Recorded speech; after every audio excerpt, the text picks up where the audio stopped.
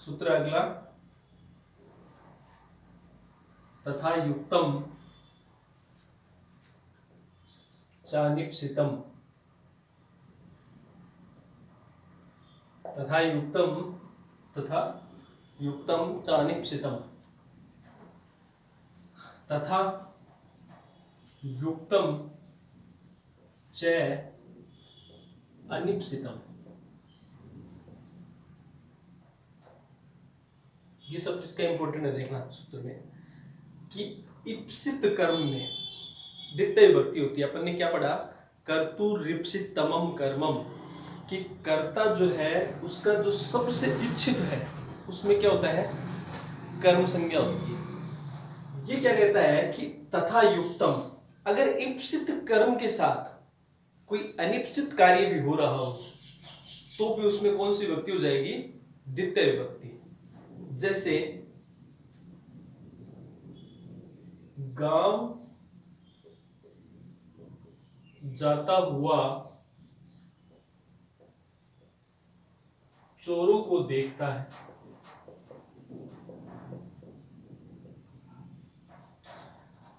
कोई व्यक्ति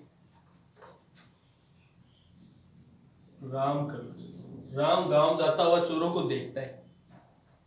कर्ता कौन है, राम। क्या कार्य कर रहा है वह, जानने का। जानने की क्रिया के द्वारा उसका इच्छित क्या है, इप्सित तमम, सबसे इच्छित वह क्या है, गांव। जानने की क्रिया के द्वारा कहां जाना चाहता है, गांव। तो गांव क्या है, इप्सित। इप्सित का मतलब ये क्या हो गया, कर्म। राम क्या हो गया, कर्ता, और जाता हुआ क्या है, क्रिया। चोरों को देखता है, उसका कार्य क्या है, गांव जाने का। इच्छित कर्म क्या है, गांव जाना। साथ में क्या कर रहा है वो, चोरों को देख रहा है। चोरों को देखना उसका इच्छित कर्म नहीं था, लेकिन रास्ते में दिख गए चोर, तो उसमें भी कौन सी विभक्ति हो जाएगी, देखो द्वितीय विभक्ति। राम है, ये तो मुख्य कर्म में द्वितीय विभक्ति हो गई। ग्रामम, गच्छ धातु में सत्य प्रत्यय जोड़ने से बनता है गच्छन। चोरों को, तो चोर शब्द में द्वितीय विभक्ति लगाएंगे, क्योंकि चोर क्या है, अनिप्सित कर्म। ये अनिप्सित किसको देख रहा है वह, चोरों को। तो चोर शब्द अनिप्सित है, लेकिन फिर भी यहाँ पे कौन सी विभक्ति हो रही है, द्वितीय। अनिप्सित में भी दिखता है, चोरान पश्यति, देखता है।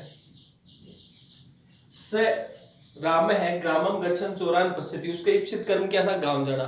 चोरों को देखना उसकी इच्छा नहीं थी, लेकिन जाते हुए गांव में उसको कौन दिख गए, चोर। इसलिए चोर के अनिप्सित, अनिप्सित में भी क्या हो जाता है, द्वितीय विभक्ति हो जाती है। एक एग्जांपल और पढ़ते देखो,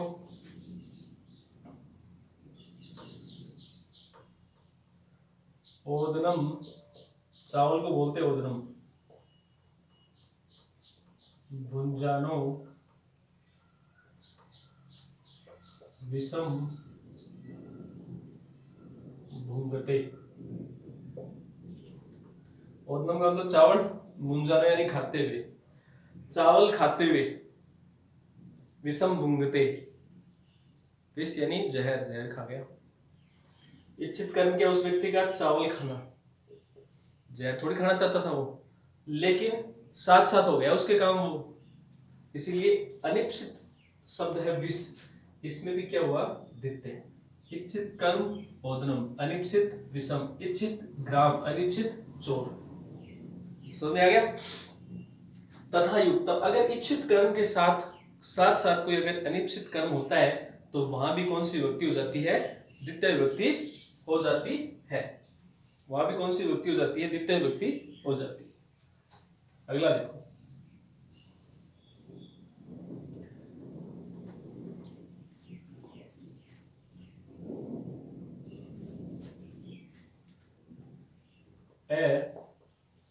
कथितम च, अकथितम सूत्र, अकथित, ए का मतलब विलोम हो जाता है संस्कृत में, कथितम कहा हुआ, बिना कहा हुआ, वहां भी क्या हो जाती है, द्वितीय विभक्ति। क्या कहता है ये, अपादानादि विवक्षा, अपादानादि विवक्षा।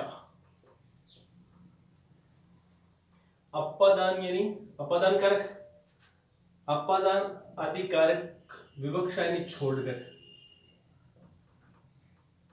कर्म संज्ञा साथ कर्म संज्ञा हो जाती है। अपादान आदि को छोड़कर कर्म संज्ञा हो जाती है। कहाँ पे? कुछ धातु फिक्स है, कितनी? 16 धातु। इन 16 धातुओं को क्या कहते हैं? द्विकर्मक। द्विकर्मक धातु कहते हैं इनको। क्यों कहते हैं? क्योंकि इस वाक्य में कितने कर्म हो जाएंगे? 2। एक तो मुख्य कर्म, दूसरा हो गया गौण कर्म। गौण कर्म कौन सा हो गया? होता तो रहेगा वहां पे अपादान कारक, लेकिन उसको छोड़कर वहां पे कौन सा कर देगा? ये द्वितीय। कब कर देगा? सिर्फ 16 धातु में। कौन सी 16 धातुएं? देखना, दु है, याच, पच, दंड, रुद्र, प्रच्छ,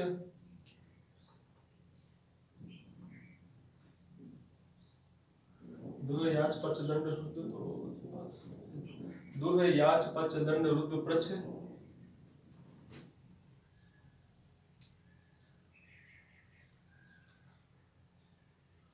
अर्थ लिख देते साथ साथ। देखो, दुह यानी दुहना, याच यानी पच यानी पकाना, दंड यानी रुद्र यानी रोकना, प्रच्छ यानी पूछना। दुह है दुहना, याच मांगना, पच पकाना, दंड दंड देना, रुद्र रोकना, प्रच्छ पूछना। ठीक है, और भी लिखेंगे आगे अपन 16 पूरी, लेकिन ये एग्जांपल एक साथ साथ में बताता रहता हूं आपको, उसके साथ ही देखो। से हिंदी में लिखते चलो पहले। वह गाय से दूध दूहता है। वह गाय से दूध दूहता है। वह गाय से दूध दूहता है। तो देखो, से वह यानी से, गाय से, दूध और दूहता। देखना, से मतलब वह यानी कर्ता, क्रिया क्या है यहाँ पे? दूहना, दुह धातु। कैसे बनेगा रूप? दोग्धी। वह दूहता है। दूहने की क्रिया के द्वारा उसका इप्सित क्या है? दूध। तो दूध क्या हो गया? कर्म कारक। क्या बन जाएगा? दुग्धम। से खालिस्तान दुग्धम दोग्धी। वह दूध दूहता है। किससे? गाय से। दूध जो गाय से क्या हो रहा है? अलग हो रहा है। अलग हो रहा है मतलब कौन सा कारक हो रहा है? अपादान कारक हो रहा है। अपादान कारक की विवक्षा यानी उसको छोड़ करके वहां पे कौन सा कर्म कर देता है? कर्म संज्ञा यानी उसको क्या कर देता है? कर्म कारक। गाय जो है उसमें द्वितीय विभक्ति बना हुआ शब्द क्या बन जाएगा? से गाम दुग्धम दोहती। गो ओकारांत से रूप चलते हैं इसके। से गाम दुग्धम दोग्धी। से गाम दुग्धम दोग्धी।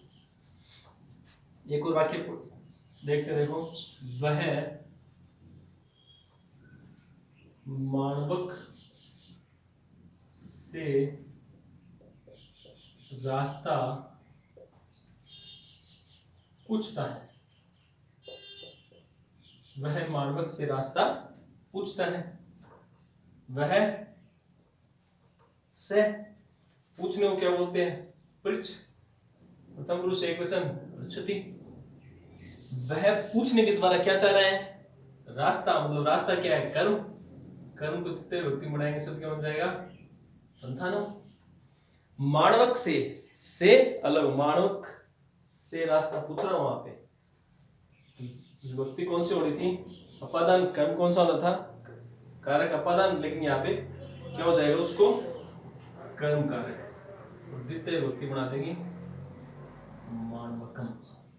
से माणवकम पंथानम पृच्छति। वाक्य देखना, से माणवकम पंथानम पृच्छति। याद क्या रखेंगे अपन? पृच्छ धातु के कारण इसमें अपादान की विवक्षा में कौन सा विभक्ति होगी?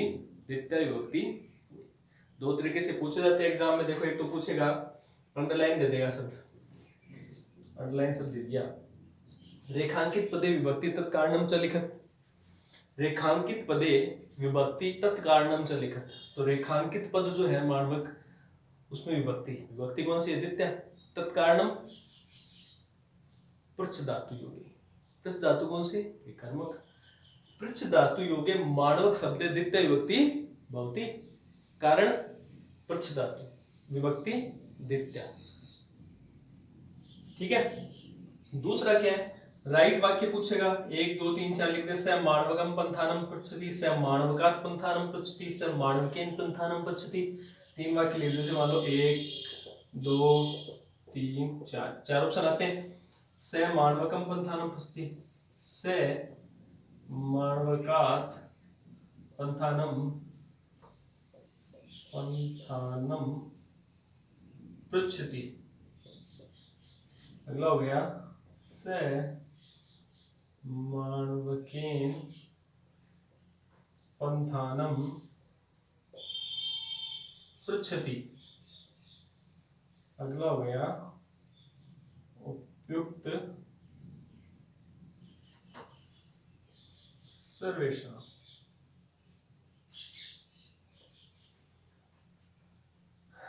निम्नांकितेषु उचित वाक्यम अस्ति। इनमें से सही वाक्य कौन सा है? निम्नांकितेषु शुद्ध वाक्यम अस्ति। इनमें से शुद्ध वाक्य कौन सा है? पूछेगा आपसे, शुद्ध वाक्य कौन सा है? स माणवकम पंथानम पृच्छति, स माणवकात् पंथानम पृच्छति, स माणवकेन पंथानम पृच्छति। इनमें से शुद्ध वाक्य बताओ। तो क्या होगा शुद्ध वाक्य इस वाक्य में से?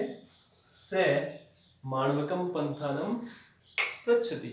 शुद्ध वाक्य क्या हो जाएगा? स माणवकम पंथानम पृच्छति। ठीक है।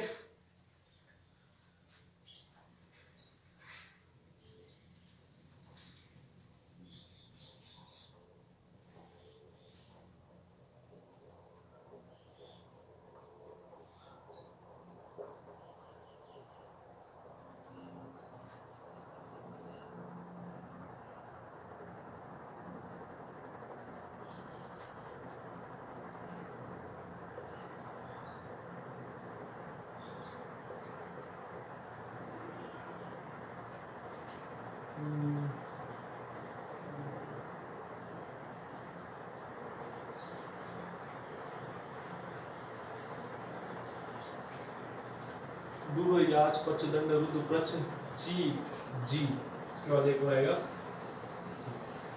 रूसास मत मुस और नी री कृष्ण। ची का मतलब चयन करना, चुनना मान लो। ची मतलब चुनना, जी मतलब जीतना, जयते जयते इस प्रकार से। ब्रू मतलब कहना, सास मतलब उपदेश देना, मथ मतलब मथना, मुस मतलब चोरना, नी मतलब ले जाना, री मतलब हरण करना, कृष मतलब खींचना, वह मतलब वहन करना, वह मतलब वहन करना। इस प्रकार से इन धातु को अपन याद कर लेंगे ताकि ये ध्यान रहे किसी भी वाक्य में इनमें से कोई धातु मिलती है तो वह द्विकर्मक वाक्य है। अपादान आदि की विवक्षा में वहां पे कौन सी विभक्ति करनी है? अपने को द्वितीय विभक्ति करनी है। याद रखेंगे, दु है, याच, पच, दंड, रुद्र, प्रच, ची, जी, भू, सास, मथ, मुस, नी, री, कृष, वह। रूप कैसे बनेंगे? देखो, दोधी, याचते, पचते, पचती भी बनता है इसका, दंड्यति, रुद्यति, पृच्छति, ची का चीयते, जियते, ब्रूते, ब्रूते, सास, सास्ती, मथनाती, मुष्णाती, नियते, रियते, कृष्यति, बहती। एक वाक्य और बता देता हूं आपको। देखो, वह गांव से बकरी लाता है। वह मतलब से, लाने को क्या बोलते हैं? लाना, ले जाना। क्या हो जाएगा? नैति। वह लाना चाहता है। क्या है इसका इच्छित कर्म? बकरी। बकरी को क्या बोलते हैं अपन? अजा। द्वितीय विभक्ति अजाम। ये कर्म कारक द्वितीय विभक्ति लगा दे अजाम। गांव से कौन सा कारक आ रहा है? अपादान। अपादान की विवक्षा में क्या हो जाएगा? कर्म कारक। कर्म कारक हो जाएगा द्वितीय विभक्ति में क्या शब्द बनेगा? ग्रामम। स ग्रामम अजाम नैति। वह गांव से बकरी लाता है।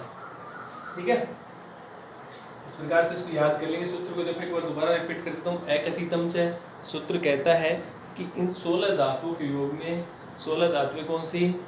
याद रखेंगे। दु है, याच, पच, दंड, रुद्र, प्रच, ची, जी, ब्रू, सास, मथ, मुस, नी, री, कृस। वह इन 16 धातुओं के योग में अपादान आदि की विवक्षा में कर्म अपादान कारक न होकर के वहां पे कर्म कारक हो जाता है और द्वितीय विभक्ति हो जाती है। कौन सी विभक्ति हो जाती है? द्वितीय विभक्ति हो जाती है। ठीक है, द्वितीय विभक्ति वहां पर हो जाती है।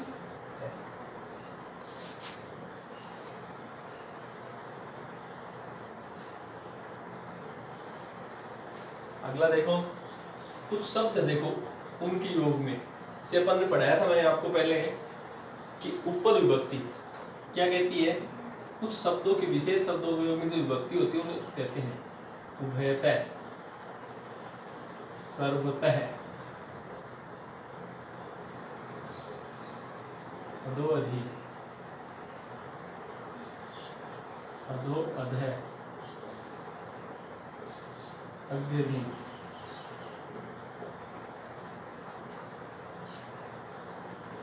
ऊपरी ऊपरी, उभयतः, सर्वतः, अधोअधः, अत्यधि, ऊपरी ऊपरी,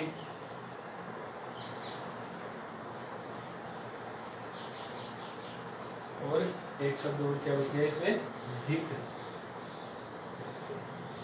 उभयतः दोनों,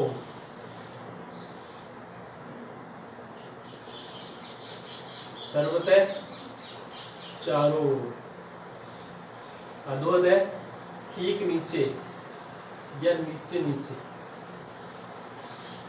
अत्यधि एकदम ठीक अंदर, ऊपरी ऊपरी सबसे ऊपर या ऊपर ऊपर, ठीक ऊपर। दिक यानी धिक्कार। धिक्कार समझते हो ना? दिक यानी धिक्कार, किसी गलत चीज को अपन नकारना क्या कहलाता है? दिक कहलाता है। बहता हूं तो देखो दोनों ओर एग्जाम्पल देखते हैं इसका। कृष्ण के दोनों ओर, कृष्ण के दोनों ओर ग्वाले हैं। कृष्ण कारक कौन सा है? कर्ता कृष्ण है। दोनों ओर को क्या बोलेंगे? उभयतः। लेकिन उभयतः शब्द आते हैं यहाँ पे क्या हो जाएगा? उभयतः यानी दोनों। इन शब्दों की द्वितीय विभक्ति होगी। अब द्वितीय विभक्ति तो होगी लेकिन किसके? दोनों और किसके? कृष्ण के दोनों। तो कृष्ण में यहाँ पे ये वाली विभक्ति न होकर क्या हो जाएगी? शब्द के रूप में द्वितीय विभक्ति हो जाएगी। क्यों? उभयतः रूप में। कृष्ण के दोनों ओर, दोनों ओर क्या है? ग्वाले। ग्वाले को क्या बोलते हैं? गोपा, संति। कृष्ण के दोनों ओर क्या है? ग्वाले है। गांव के चारों ओर वन है, तो गांव के चारों ओर, किसके चारों ओर? सर्वतः। सर्वतः शब्द के ऊपर ग्राम शब्द में क्या हो जाएगी? द्वितीय विभक्ति। क्या है? वन। वन है तो वनः संति, वनः संति या वन संति। ठीक है, क्या है? उसके चारों ओर वन है। ठीक है, ऐसे ही अधोदय अतिथि ऊपर इनके बन जाएंगे। देखो, दिक, धिक्कार। किसको धिक्कार? दुर्जन को मान लो। दुर्जन को धिक्कार कर रहे हो आप। दिक, दिक शब्द के योग में दुर्जन में दिखते हो, दुर्जनम दिक। दिक नास्तिकम, दिक अभक्तम। नास्तिक को धिक्कार है, अभक्त को धिक्कार है। ठीक है, ऊपरी ऊपरी, सबसे ऊपर। सबसे ऊपर क्या है? जैसे भगवान है, तो लोकम किसके ऊपर,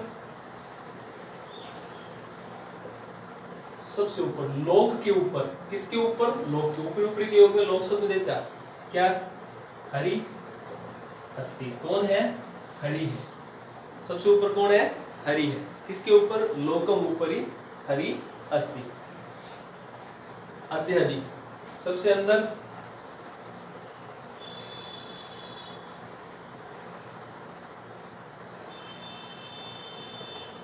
कमरे के, कक्षम अध्यधि, कक्षम अध्यधि के योग में, कक्ष में कौन सी होती दिखता है, कक्षम अध्यधि, कक्षम अध्यधि क्या है, कक्ष के अंदर, अंदर ही अंदर, कक्ष के अंदर अंदर क्या है, आसंदिन अस्ति, कमरे के एकदम अंदर जाके क्या है, कुर्सी पड़ी हुई है, कमरे के अंदर और अंदर के अंदर, सबसे अंदर जाकर के क्या है,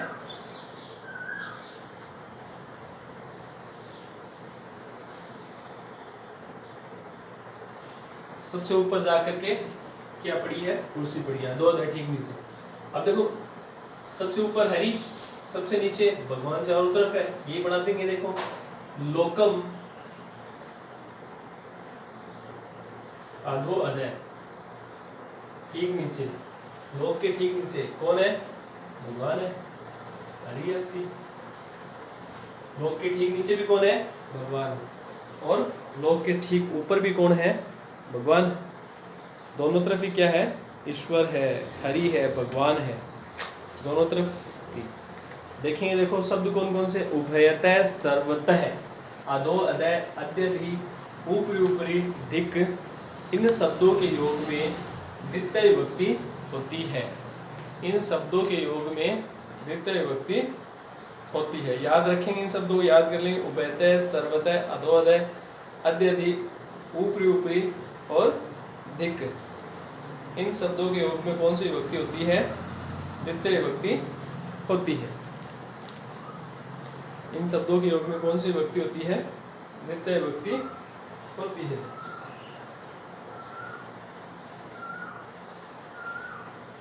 देखेंगे अगला, वार्तिक अगली देखो,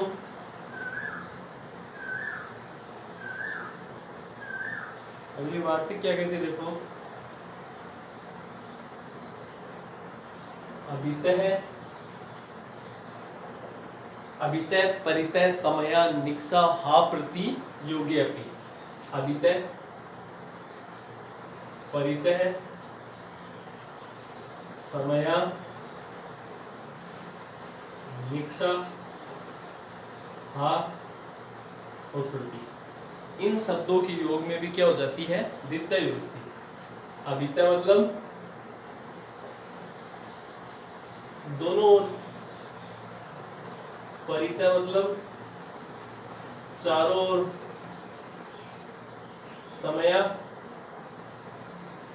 पास में, निक्सा भी पास या निकट, हा का मतलब हाय धिक्कार सूचक, और प्रति का मतलब की ओर, प्रति का मतलब की ओर। देखो अभितः दोनों ओर, राजमार्ग यानी सड़क, राजमार्ग के दोनों ओर क्या है, राजमार्ग के दोनों ओर पेड़ है, राजमार्ग के दोनों ओर पेड़ है, तो राजमार्ग में द्वितीय विभक्ति लगाएंगे। देखो क्यों, क्योंकि दोनों ओर के योग में, दोनों ओर मतलब अभितः,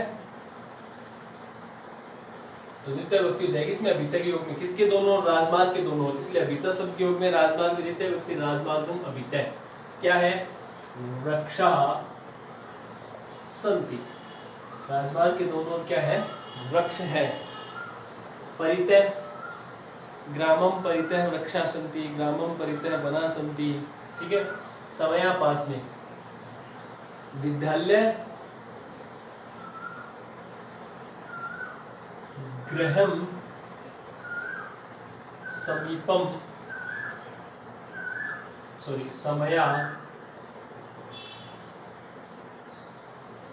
गृहम समया विद्यालयमस्ति, घर के पास ही क्या है, विद्यालय है। घर के पास ही क्या है, विद्यालय है। निक्स यानी पास में होता है हा इन हा, हा खेत सूचक अवयव, क्या लगेगा, एक्सक्लेमेटरी साइन, इसके आगे विस्मयादि बोधक चिन्ह, हा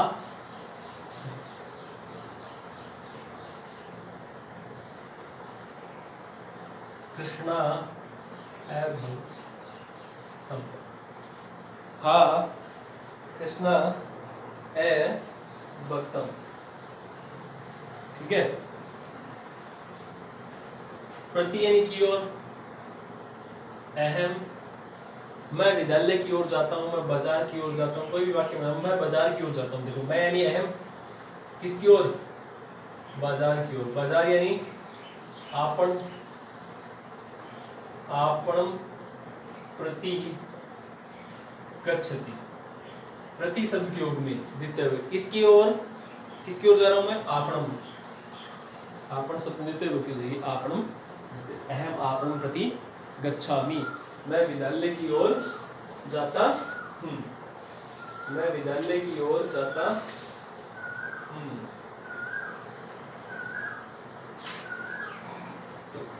दो शब्द और आते देखो अलग बात के, उसकी अंतरा और अंतरेण, इनकी योग में भी क्या होती है, द्वितीय विभक्ति। अंतरा यानी बीच में, और अंतरेण यानी बिना। वाक्य देखो बनाते हैं, तुम्हारे और मेरे बीच में राम, अंतरा त्वाम माम राम है अस्ति। त्वम तुम्हारे, माम मेरे, तुम्हारे और मेरे बीच में, अंतरा यानी बीच में, तुम्हारे और मेरे बीच में राम है अस्ति। अब देखो इन दोनों ही शब्दों में क्या लगा, दोनों ही शब्दों में क्या लगेगी, द्वितीय विभक्ति, त्वाम में और माम में। क्यों, अंतरा के योग में, त्वाम माम दोनों में क्या हो जाएगी, द्वितीय विभक्ति हो जाएगी। अंतरेण यानी बिना,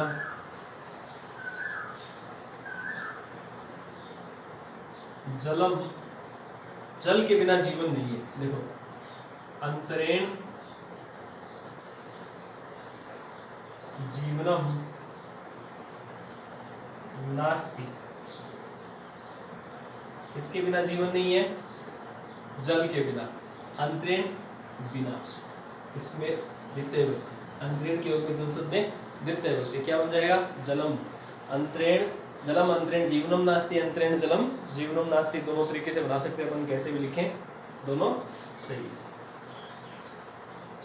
कर्म कारक और द्वितीय विभक्ति का अंतिम सूत्र है, कर्म कारक और द्वितीय विभक्ति का अंतिम सूत्र क्या है, काला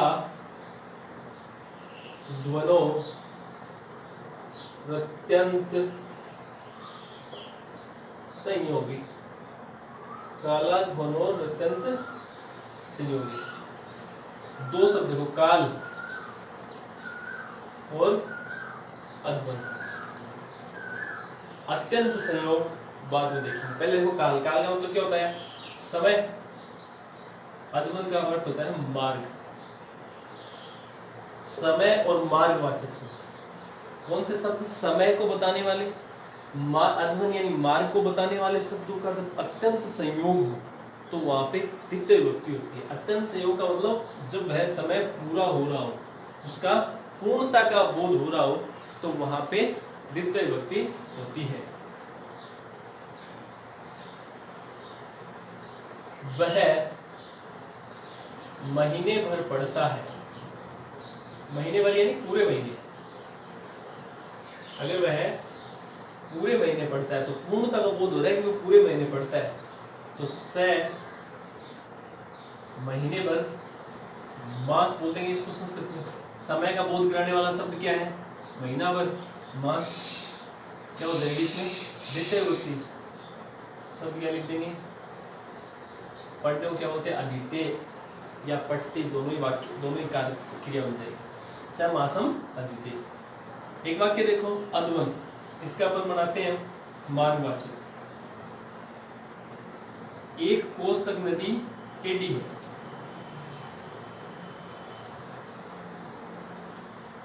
नदी क्रोशम कुटिला अस्ति। नदी एक कोस तक टेढ़ी, नदी क्रोशम कुटिला अस्ति, नदी क्रोशम कुटिला अस्ति, कुटिला मतलब टेढ़ी। ये जो नदी है चल रही है कि एक कोस तक टेढ़ी है, फिर एकदम सीधी हो जाती है। तो क्रॉस मतलब किसको बता रहा है? रास्ते को, मार्ग को बताने वाला शब्द, मार्ग को बताने वाला शब्द है, इसलिए इसमें कौन सी विभक्ति? द्वितीय। समय को बताने वाला शब्द, इसमें इसको द्वितीय विभक्ति। अध्वन का ध्यान रखेंगे, साथ में अत्यंत संयोग का। जब ये रहेगा ऐसे कि वह महीने में 2 बार पढ़ता है, महीने में 2 बार पढ़ता है, तो वहां पे द्वितीय विभक्ति नहीं होगी। जब वह पूरे महीने पढ़ता है तब वहां पे क्या होगी? द्वितीय विभक्ति होती है। जैसे महीने में द्वितीय, तो इसमें कौन सी हो जाएगी? 2 बार पढ़ता है तो समयवाचक शब्द 2 बार द्वि अदिति, द्विरदिते। तो महीने में 2 बार पढ़ता है तो इसमें षष्ठी विभक्ति हो जाएगी मासस्य द्विरदिते, महीने में 2 बार पढ़ता है, वहां पे कौन सी विभक्ति होगी? षष्ठी। जब पूर्णता का बोधक होगा तो कौन सी होगी? द्वितीय। काला ध्वनोर अत्यंत संयोगी कालवाचक यानी समय, मार्गवाचक अध्वन यानी मार्गवाचक शब्दों के में इनको बताने वाले शब्द जब भी आए तो वहां पे द्वितीय विभक्ति होती है। ये अपना कर्म कारक आज कंप्लीट हो गया। एक बार इसको अपन दोबारा पढ़ लेंगे, समझ में आ जाएगा आराम से। इसको दोबारा अपन वीडियो को देखेंगे तो अपने आराम से समझ में आएगा। देखने के बाद अगर आपको अच्छा लगे तो इसको लाइक और सब्सक्राइब जरूर कीजिएगा आगे आने वाले वीडियो के लिए। Thank you very much.